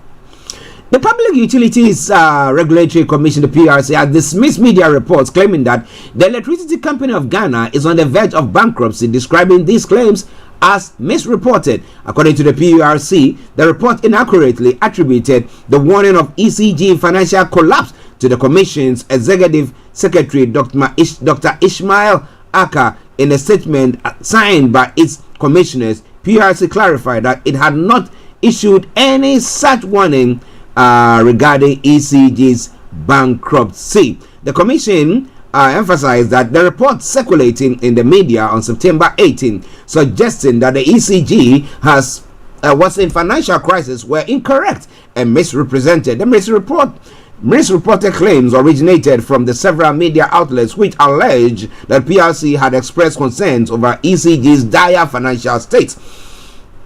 Now, these reports pointed to a looming financial collapse, attributing the warning to the PURC leadership. However, PURC explained that the concerns about the ECG finances were first raised in a letter sent by ECG's management to the Presidency and the Minister of Energy. The Commission urged the public to seek accurate information and not to rely on misleading reports. The ECG, in a letter to the Honorable Minister of Finance, referenced that request for buffer period for cash built up, expressed serious concerns regarding their current financial situation and warned that this situation is not addressed promptly could lead to severe financial instability and potential bankruptcy for ECG. The media publication wrongly created the impression that the Commission on its own originated the issue of bankruptcy without an initial appeal from ECG.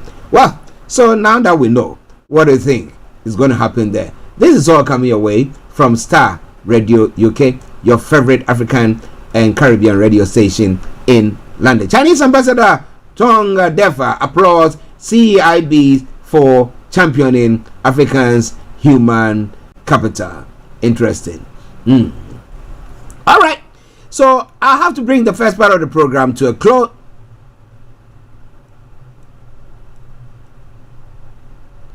Okay, to a close there, and the first part, and then we'll be taking you to Cyprus, where our own HRH Linda Pallien is. But for now, just stay tuned whilst we take this commercial break. Stay tuned. Hey, Charlie, you're on your way to Ghana. Boy, oh boy, you stressed out, tired. Go, you're going to be resting. Okay, then let me recommend to you JN Mobile Spa in Accra, Ghana.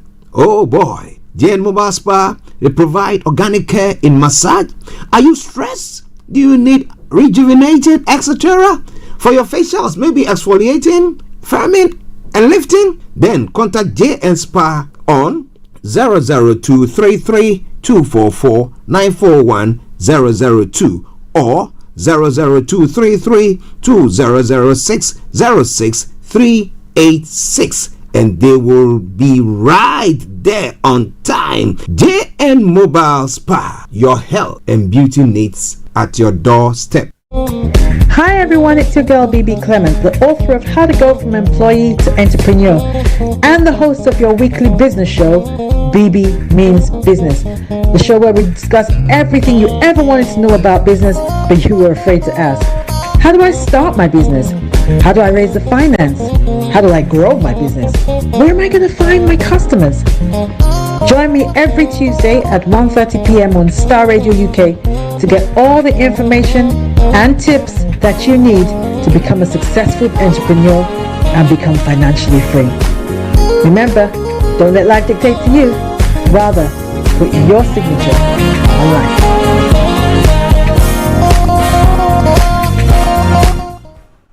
Oh, it was fantastic. It was the book launch, so it was tiring, but it was a great event. But it happened, and I'm happy. Oh, okay. That's great. Nice to know.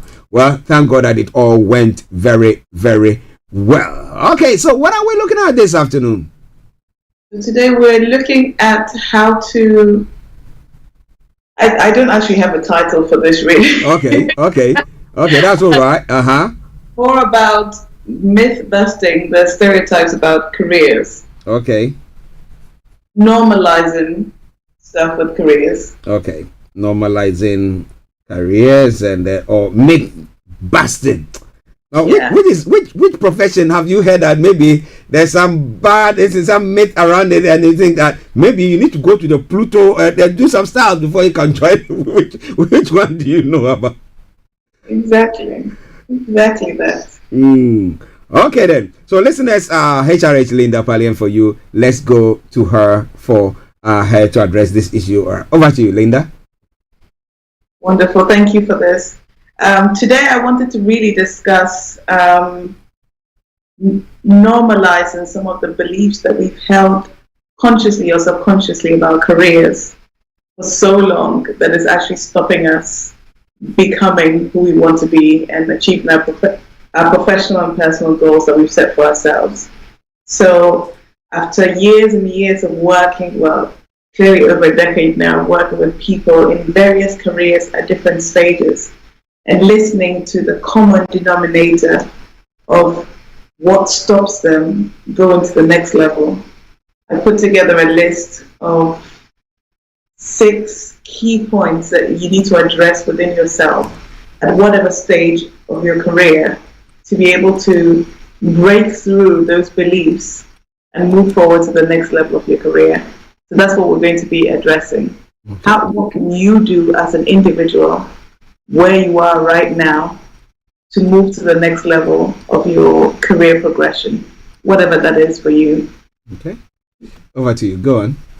Fantastic. So the first point on here is normalizing reinventing yourself and your career at any age and at any stage.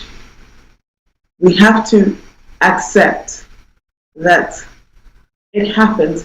I say, just like in marriages where they say you have a 7-year itch, more and more the same with careers.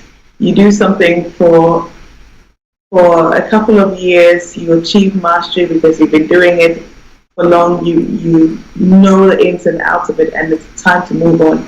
As human beings, we naturally want to progress, because if you're not growing, you're dying. So it's normal that you might want to change your career. It's normal that you might want to explore a different field totally, or move to the next level. And we need to normalize that, rather than fearing that we're being a rolling stone which gathers no moss. Or the stigma that employers might say, why am I changing careers so much? We have to normalize that this happens, And on the show, we've spoken at length about how to answer these questions if you've changed careers a lot in interviews, but let's normalize that. And to normalize that, you have to be able to know yourself, know your brand, before you can create a profile that is congruent, that someone else will understand.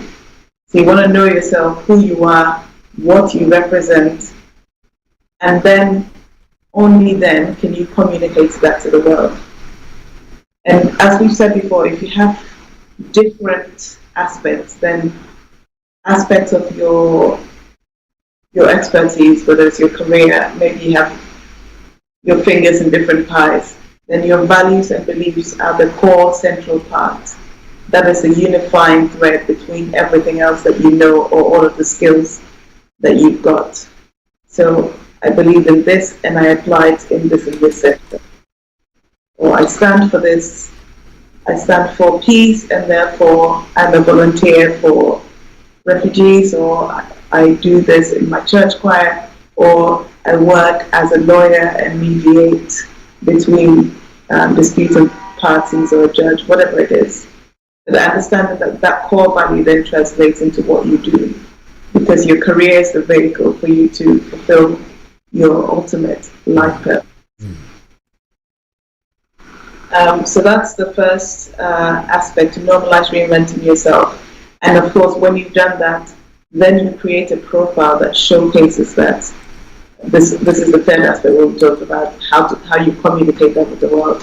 So whether it's your CV or your LinkedIn profile, or your Facebook profile, Twitter handle, whatever it is, whatever account you choose to use to showcase what you do, making sure that that's congruent with the values and beliefs, what you do, and what you want to communicate to the world about your overall cause, and of course the career that you're using to get to that stage.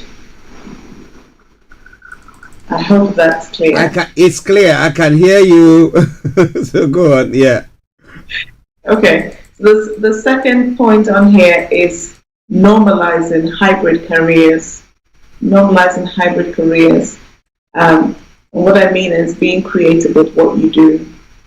Sometimes we can get so bogged down with a specific job description or specific specialism that we forget to merge different aspects and create a new job, a job that's completely made up of your talents, that you can then be unique and the only one that uses it. So for example, if you're involved in playing video games, for example, and you like the visual aspects of it, can you use video in your work where maybe you're training people, and rather than sitting and giving a seminar like everyone else and standing and talking, can you gamify that training process? you know, so that it's unique, it's engaging, and it exposes people to a different world that you have an expertise in, and it becomes unique to you. And so combining and creating these hybrid careers is really important, combining these multiple interests so that we're innovating all the time rather than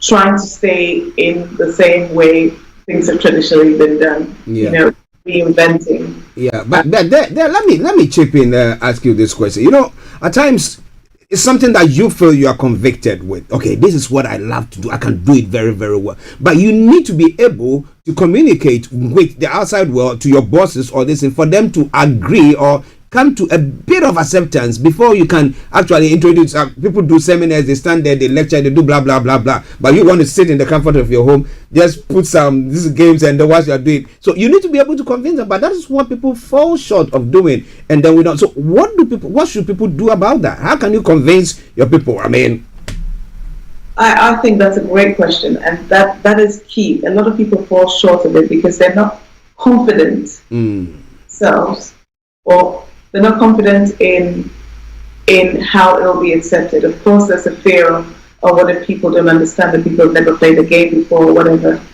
But this is why we need to learn to communicate. In terms of, if you spoke to your boss and said, look, I understand that you're going to pay this external trainer maybe 3,000, 5,000 to come in and teach.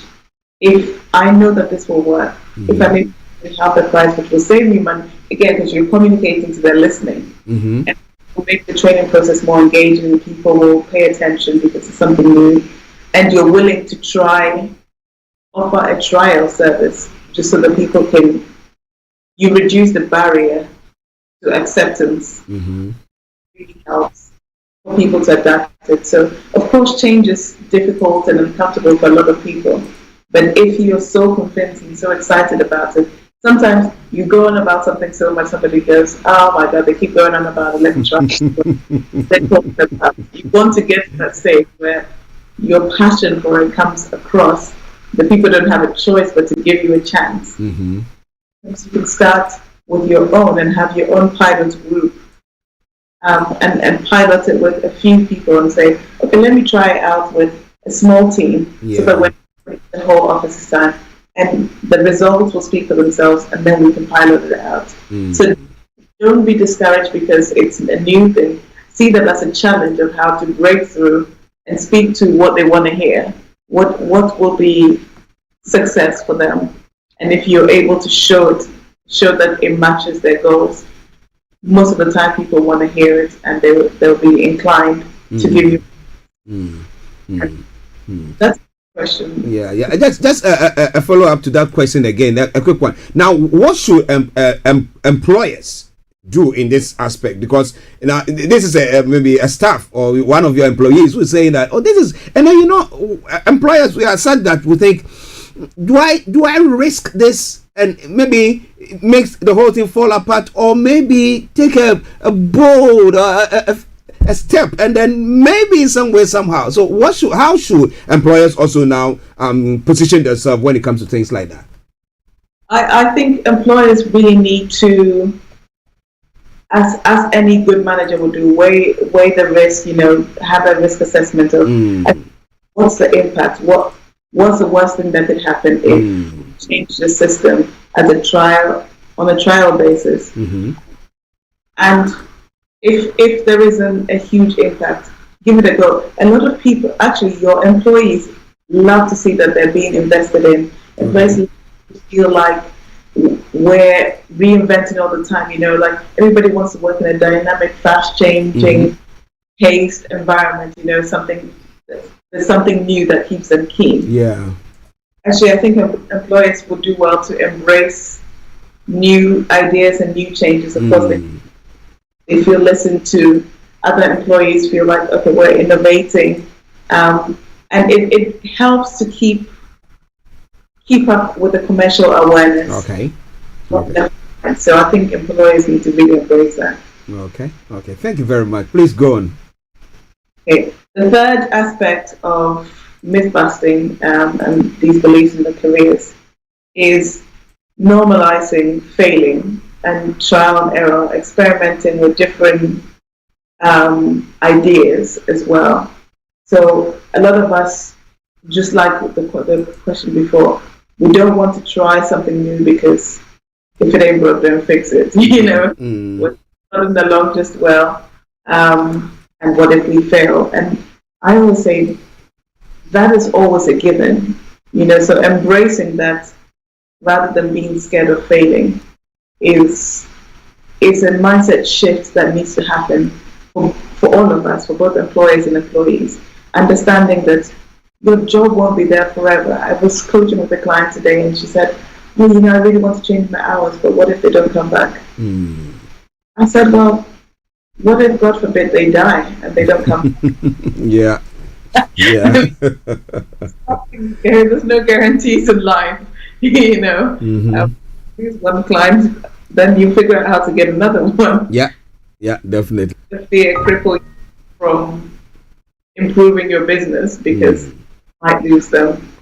And you have to explain the value and the benefits for them, why these changes are necessary. And then after you've done all you can, life happens. Yeah. Normalizing that things may go wrong, you might fail, but we'll always learn more from our failures than our successes. The quicker you fail, they say fail faster, fail better. Faster and better. Okay. So you can get to these failures, the closer you are to a success. Of course. So let's do it fast. Let's learn the lessons quickly, and then let's get on with it. Okay, go on, lady. The job hopping is a part of life. You might try a different thing and you don't like it. Don't wait for the right opportunity. At the book launch, I had a young African lady who is studying business, and it's exciting, and she wants to be an entrepreneur but doesn't know where to start. There's so many ideas, but really doesn't feel particularly drawn to one. And so I said, well, so what have you done? And she's like, nothing so far. I'm still waiting for the idea. And I thought, well, doing something is always better than doing nothing. So if you have multiple passions and you don't know where to start with one. It might be the right one, and you go ahead and you go all the way. Or it may be the wrong one, but it will lead you to the right one. But if you're sitting and waiting for this divine time or this dream job, this dream opportunity, this dream business to land in your lap, who knows how long it'll take, and how are you going to pay your bills in the meantime whilst this is coming? Sometimes you just have to get in motion to start, and then the net will appear. Jump, the net will appear. Start, and then the direction will come. If you're going to take a journey, you need to get in the car, help the thing along. Dreaming alone doesn't get the results you want. So let's normalize trying different things, and if it's not working, quitting early so you can get on with the next aspect of your life. Yeah. The fourth aspect on here in terms of myth busting beliefs and careers is going at your own pace. And again, we tend to, the more ambitious or the more overachieving people tend to compare with each other. Oh, they started a business when they were 15, I'm now 55, and I'm still wishing and thinking it might be a bit too late for me. But understanding that you can go at your own pace, and whatever level you are, that's the right level for you right now. Okay. But going. And sometimes I have a graph that I call your hierarchy of priorities. And it's based on Maslow's hierarchy of needs. So right at the bottom we have your food, safety, shelter, the basics. And then afterwards you go on to your mental health, and then you go on to the job that you're doing right now. And then you have your aspirations, and then becoming the best version of yourself. Sometimes you're working on your aspirations, and then there's a a life event. You get pregnant, there's a death in the family, there's dependents that come up, your health goes deteriorate, and you have to put those things in hold and make sure that your foundations are secure again. Whether you prioritize your health then, or you attend to your dependents, or whatever it is, deal with the mental problem or emotional problems that are happening before you then start reaching again for your aspirations. But understanding that it goes up in ups and downs, and we're all at different levels. Yeah. And whatever pace you're going, or whatever stage you are at, it's good enough for you right now. But keeping in the motion is the only thing that you need to control. Just understand. Yeah, maybe I'm on a downward swing, but after the bottom line goes up again, and being prepared for that going up, and you climb even higher on your next upswing. Yeah. So normalizing this, going at your own pace without any guilt, any shame, any ill feelings, any jealousy towards other people that are on different levels, because we all have different challenges in our lives, right? Mm-hmm. Mm-hmm. The fifth aspect of myth busting is taking these clues from your life as to what you should be doing, whether it's what you naturally gravitate to, what your interests are currently, because interests shift as well with trends, with more exposure to different areas of life. Our interest and what we gravitate towards shifts. So paying attention to these clues, life clues and passions, and how we can incorporate them into doing something that will then we can make our career or our vocation that's fulfilling is really important. And then finally, applying that once we understand what our passions and interests and gravitations are, knowing that we can apply it into any career. So we're not hung up on what the job title is, what the label is, what the level is at, but knowing that my key skill and my core skill is connecting with people, building relationships, working with people, whatever it is, and how can I apply it in maybe my job as a cleaner, maybe my job as a lawyer, maybe my job as a software engineer. How can I apply connecting with people in that, and normalizing, applying the genius rather than labeling yourself what the genius is. It's an application to a role, a vocation that's going to be fulfilling and profitable for you, and that's what makes it a career. It's profitable because it gives you income, it gives you benefits, it gives you recognition, expertise, all of that stuff, but it's also fulfilling to you. That's the difference between having a career and just having a job title that means nothing to you. Well, listeners, you want some myth busted when it comes to some beliefs in your career? That's what we've done for you this afternoon. But Linda, before we you ran up the points that you put across, I've summarized it. Now, is there a way that if somebody finds themselves in this situation, I've really got something that I can do something about, they can train themselves, they can better themselves up? Because I believe that if you want to sell yourself, few times that we've said on this platform, you have to make sure that you've bettered yourself, if there's any word like that. So that you are sellable before you move there. Now, do you think there is a chance that when somebody has all this, with all this stuff like that, they are able to better themselves before they do that presentation to their bosses or whoever to sell themselves? Absolutely. I think if you need the skills, you need a particular skill set to better yourself to get to the next level, then you'll be doing yourself a disservice by not taking that extra training or retraining or whatever it is, even if you're doing it part-time alongside what you're currently doing. But I always say that don't wait for someone to promote you. You do the training, you promote yourself, you invest in yourself, because after that you can use it as a negotiation tool. We always think, when I become a manager, then I will learn how to communicate or I'll learn how to give presentations. but how about learn how to give the presentations now, and then use it as a negotiation tool for why you should become manager, because you already have those skills. So changing the way we look at it. And of course, even in the word that you say, in bettering yourself, there's no downside in bettering yourself, whether you use it now or 10 years down the line. You've still taken that training, and it gives you the confidence, it gives you the competence as well to be able to then showcase that when you're going for the next level of success.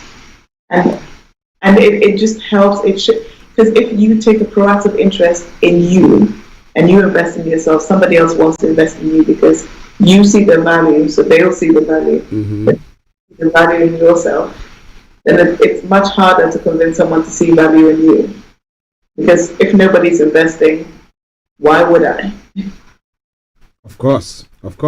All right, so can you just sum it up and then put the contact details so that our listeners can contact you, and of course the books.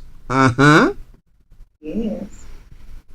Okay, so in summary, we've been talking about what you can do at this current stage of your life, of your career, of your journey, to make yourself better, or to position yourself better to reach the goals that you've set for yourself.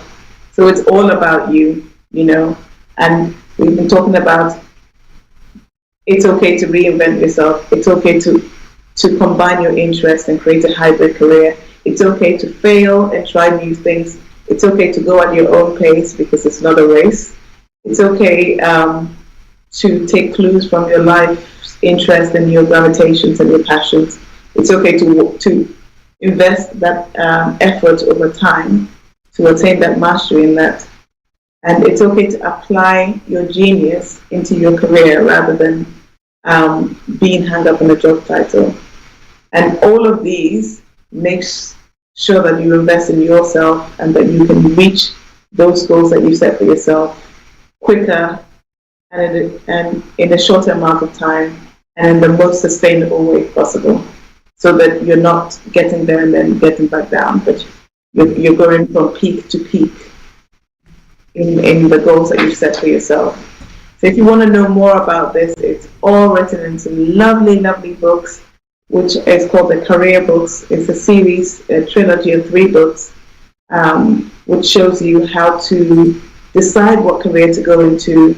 It shows you how to improve yourself once you've identified what career to go into, whether it's to network together, to showcase yourself. We spoke about communication.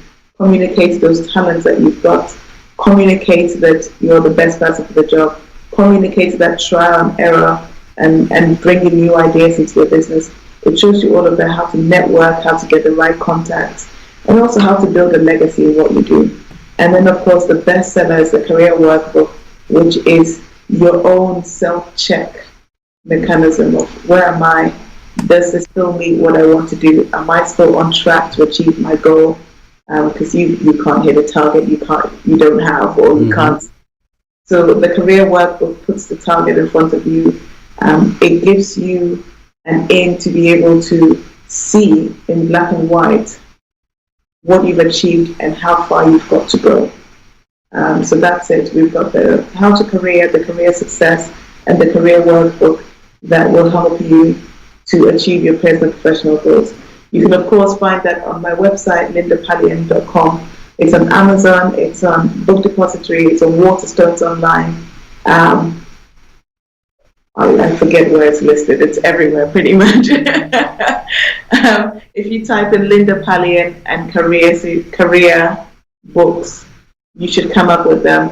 Or you can contact me directly on Twitter, LinkedIn, and Instagram at Linda Pallien or at my cheerleader.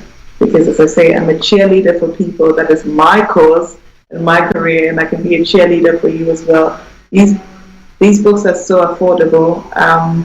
They're between 15 to 20 pounds or 20 euros or $20, wherever you are listening from. And they're ship on demand, so you'll get them within a few days. And you can start getting in the driving seat and taking your career to the next level. So definitely get in touch. www.lindapallien.com. Linda, let me say thank you very much for that wonderful, wonderful presentation once again. My pleasure. Thank you so much for having me. You're welcome. Have a lovely day. You too. Bye. Bye. Well, so that has been HRH Linda Pallien for you, bringing you Career 101. And today we had a look at some myth busting in your career, professional career. They say, oh, that you cannot do that, you cannot do that. So this is why I'm bringing the program to a close for today. It's been a pleasure coming your way once again, as I normally would have said. Yes. I hope that you enjoy the program as well. But even as I take a bow, I'm going to bring you a lovely tune from the Zongo Man, and he says, be nice. But before then, the dinner night is going to be taking place, and that is dinner night on the 11th of October, Friday the 11th of October at 7 p.m. at London Kensington, 179-199. Yes, the event is going to be taking place there. The special guest is Dr. Chief Sunday Adeyemo Igboho. So we want to invite you to be part of it. And then the 1 million match will be taking place the following day on that as well. Well, so that is for information. But as the days draw nearer, we'll be bringing you further information pertaining to that. It's all coming your way from Starr Radio UK, your favorite African and Caribbean radio station in London. And let me say thank you very much to every one of you who were on the various platforms listening to us today. It's been a pleasure coming your way at 12:32. I bowed out and I say, have a blessed day. And this is the Zongo Man, and he says, be nice. Hey, Kokoti. I am Archie. Be nice to your brethren, be nice to your sister, be nice to everyone, and make the world a better place. Say hello to everyone, say hello. Smile to everyone smile. Don't smile in my face and stab me hard in the back. You are. Thanks for listening. It is a bombing star. Thanks for listening. Children, harassing them in the neighborhood, disturbing the peace in the neighborhood. Why can't you be nice? Hey, and kind. Be nice to your husband. Be nice to your wife. Be nice to your colleagues. Be nice to your mates. Be nice to your friends. Be nice to your neighbors. Be nice to everyone, whether black or white. Kokoti, kokoti, kokoti, kokoti.